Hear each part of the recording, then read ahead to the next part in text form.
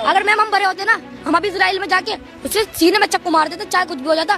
परसों मोदी खामनाई साहब के पास गया, उनकी हर जगह देख के कहाँ वे बैठे, कहाँ रोज़ इफ्तार करे, कहाँ वे नमाज पढ़े, कहाँ वे अपने घर पे सोवे, और उसने देख के सारी इजराइल को पता इजराइल ने वही हमला करे। रोना आया खमेनी की मृत्यु के बाद। मैम सुबह बहुत रोया। मैम क्यों नहीं रोगी जब हमारे रेबर थे। बच्चे नहीं है, टाइम बॉम्ब है साले, आतंकवादी की पिल्ले हैं। भारताचं लष्करी सामर्थ्य, अण्वस्त्र सज्जता आणि टेक्नॉलॉजी ही जगातले टॉप मोस्ट का असेना, उद्या जर भारतावर या कुठल्याही इस्लामी राष्ट्राचा किंवा अमेरिकेचा आईवर जर त्यांनी हल्ला केला झाला तर सीमांवर युद्ध छेडलं जाणारच आहे, जे कदाचित भारत सहज जिंकू शकतो। पण भारताच्या गल्ली बोळातून हे असले छोटे नवाब बाहेर पडून, हे छोटे कटपीस बाहेर पडून जो आतंक माजवतील ना, तो आवरणं कुठल्याही मोठ्या आणि सामर्थ्यशाली लष्कराला अवघड असणार आहे, एवढं लक्षात ठेवा।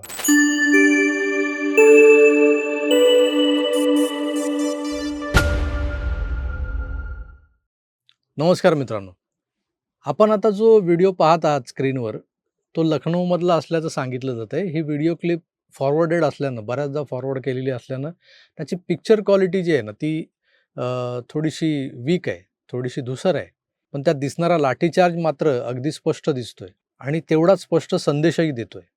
ये भारत है, ईरान नहीं, इधर नौटंकी करोगे तो पीटोगे, हा संदेश आहे भारताच्या प्रशासनाकडून त्यांना जे सध्या इराणसाठी अश्रू ढाळतायत। हो मित्रांनो, इराणचे supreme leader Ayatollah Ali Khamenei यांच्या मृत्यूच्या निषेधार्थ काश्मीरच्या खोऱ्यामध्ये मोठ्या प्रमाणावर आंदोलनं सुरू झाली। आज सलग 4था दिवस आहे या आंदोलनांचा। काश्मीरमध्ये कडक निर्बंध लागू केले गेलेत।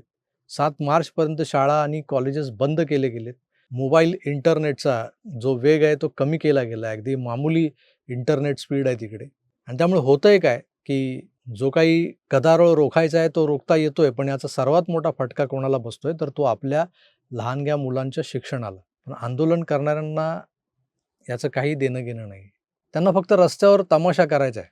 सगळ्यात आश्चर्याची गोष्ट काय माहिती आहे का तुम्हाला, एकेकाळी पुरोगामी आणि प्रगत असलेल्या इराणला कट्टरतावादी इस्लामिक राष्ट्र बनवून ज्या स्त्रियांना बुरख्यात कोंडलं गेलं, त्या इराणमधल्या महिला या खामेनीच्या मृत्यूवर आनंद साजरा करताना दिसत आहेत। बघा, We've been waiting for this moment 47 years. 47 years. And this is amazing. Thank you, Mr. Trump. Thank you for keeping your words. पण आपल्या देशातल्या काही मोहतरमा बघा कशा शोक करतायत, जणू काय यांचा सख्खा अब्बूजानच अल्लाहला प्यारा झालाय। हम लोग कुछ नहीं कह सकते, हम लोग का सरपरस्त चला गया, हम लोग यतीम हो गए, यतीम हो गए, हमारे आका चले गए। अजून एक सांगतो तुम्हाला, इस्लाममध्ये एखाद्याच्या मृत्यूनंतर म्हणजे मैतावर रडत नाहीत म्हणे। कोणी खपला तर रडायचं नाही, रडणारे मग मुसलमान उरत नाहीत, ते काफिर होतात। परत तिकडे इराणमध्ये त्यांना सगळं माहिती आहे की नेमकं काय घडतंय, कोण आला आणि आपली मारून गेला, हे सगळं त्यांना माहिती आहे, कोण काय करतंय सगळं त्यांना व्यवस्थित माहिती आहे। पण आपल्या भारतात लहान लहान पोरांच्या मनात, मुसलमानांच्या पोरांच्या मनात त्यांचे पालक काय भरवतात हे ऐकलं ना तर डोकं सुन्न होऊन जातं। म्हणजे गंमत म्हणून बघू नका, फार गांभीर्यानं बघावं लागणार आहे सगळ्या गोष्टींकडे। खामनेई यांचा रहबर होता, तो मेला म्हणून हा छोटा कटपीस। आया खमेनी की मृत्यु के बाद। मैम सुबह बहुत रोया। बहुत रोए थे। मैम क्यों नहीं रोगी जब हमारे रेबर थे। बहुत रोया, बहुत रोया। रिपोर्टर विचारते अगर मोदी जी को कुछ हुआ तो ऐसे ही रोगे, तर म्हणतो कुछ हो जाता तो जैसे जाके मोदी जी को कुछ हो जाता क्यों रोते हम। मोदी जी को हम क्यों रोते नहीं रोते, मोदी जी क्यों रोते हम, खमेनी के लिए रो रहे थे। मैम जब हमारे मोदी कुछ नहीं लगता तो हम उसके लिए क्यों रोते। मोदी को कुछ हुआ तो क्यों रोने का, नाही का। बरं, खामेनेईला नुसता अमेरिका किंवा या छोट्या कटपीसच्या भाषेत इस्रायल ने नहीं मारा, तो वो मोदी ही था जिसने खामेनेई का पूरा आता पता इस्रायल को दिया।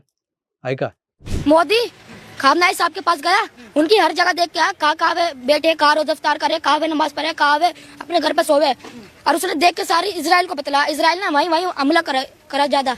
म्हणजे जगभरात उगाच बोंबाबोंब आहे की खामनेईला अमेरिकेनं मारलं, खरे करता धरता तर मोदी आहेत। हे असले लाखो छोटे कटपीस भारतात मोहल्ल्यांमध्ये पनपत आहेत। त्यांचे 3 तलाकवाले हलाला फेम अब्बूजान त्यांच्यावर मदरसा छाप संस्कार करतायत आणि हेच संस्कार त्यांना मीडियाच्या बूम समोर असे जहरी उद्गार काढायला उद्युक्त करतायत। इजराइल के साथ क्या करना चाहिए। मैम इजराइल के साथ तेज करना चाहिए, इजराइल को मारना चाहिए। उन्होंने हमारे खामनाई साहब को मारा है। वहाँ पे भी आप जैसे मासूम बच्चे मारे जाएंगे फिर क्या होगा? अगर मैम हम बड़े होते ना, हम अभी इजराइल में जाके उसे सीने में चक्कू मार देते, चाहे कुछ भी हो जाता। 20 साल की जेल काटनी पड़ती ना, जेल काट लेते, पर इजराइल को मारते। भारताचं लष्करी सामर्थ्य, अण्वस्त्र सज्जता आणि टेक्नॉलॉजी ही जगातली टॉप मोस्ट का असेना, उद्या जर भारतावर या कुठल्याही इस्लामी राष्ट्राचा किंवा अमेरिकेचा इव्हन जर त्यांनी हल्ला केला झाला तर सीमांवर युद्ध छेडलं जाणारच आहे, जे कदाचित भारत सहज जिंकू शकतो. पण भारताच्या गल्ली बोळातून हे असले छोटे नवाब बाहेर पडून, हे छोटे कटपीस बाहेर पडून जो आतंक माजवतील ना, तो आवरणं कुठल्याही मोठ्या आणि सामर्थ्यशाली लष्कराला अवघड असणार आहे, एवढं लक्षात ठेवा.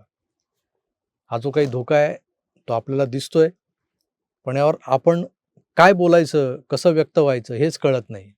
कारण ही सगळी मुलं आहेत ना, ही लहान लहान आहेत. याच वयाची लहानगी मुलं तुमच्या आमच्याही घरात आहेत. संध्याकाळी ते रामरक्षा म्हणतात, दिवे लागणीला शुभम करोती म्हणतात, सकाळी उठून शाळेत जातात, अभ्यास करतात. पण यांच्या मनावर किंवा यांच्या बुद्धीवर जे संस्कार होत आहेत ते कधी असे राष्ट्रविघातक किंवा हा मुसलमान आहे, तो ख्रिश्चन आहे, तो पारसी आहे, हा इराणी आहे, या आपल्या मुलांवरही संस्कार केले जातात. पण ते संस्कार वेगळे आहेत. यांच्यापैकी कुणावरही आपण कधी आपले विचार लादलेले नाही आहेत.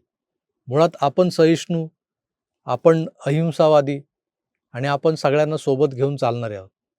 कारण हा हिंदुस्थान आहे.